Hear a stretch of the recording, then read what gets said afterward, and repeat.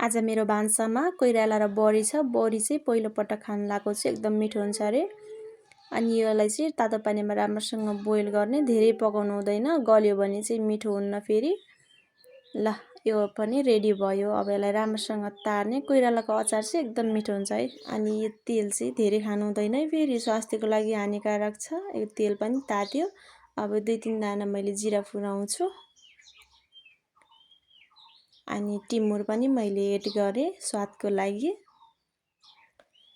पहिले नै काटेर रेडी बनाएको हो यो टमाटर, प्याज राख्छु। अनि यो हलेदो पनि पहिले नै पिनेर राखेको, मेरो बाबुलाई चिसो लागेको भएर काँचो हलेदो हो यो। अनि थोरै बेसार पनि राखेँ। यसलाई राम्रोसँग मिक्स पनि गरेँ। ल अब यो ग्रीन पात है, यो टमाटर यो पनि एड गरेँ। यसलाई चाहिँ राम्रोसँग मिक्स पनि गर्छु।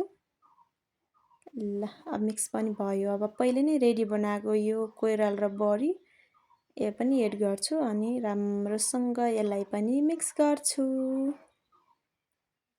ल यो पहिले नै काटेर राखेको आलु यो पनि एड गरेँ।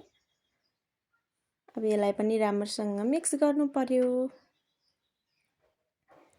ल मिक्स पनि भयो। अनि स्वाद अनुसारको नुन पनि एड गरेँ। अब राम्रोसँग मिक्स पनि भयो। अब यसलाई राम्रोसँग छोपेर पकाउँछु। ल अब पाक्यो, रेडी भयो। अब पहिले नै पिनेर राखेको यो चाहिँ अदुवा पेस्ट अनि धनियाको पात यसलाई पनि एड गर्छु। ल यसलाई राम्रोसँग मिक्स गर्नु पर्यो। मिक्स पनि भयो। अब यसलाई फेरि राम्रोसँग एकछिन छोपेर पकाउँछु। अब यो रेडी भयो। अब खानाको लागि तयारी भयो। मेरो बाबुले खाना लाग्यो, उसलाई चाहिँ यम्मी लाग्यो अरे।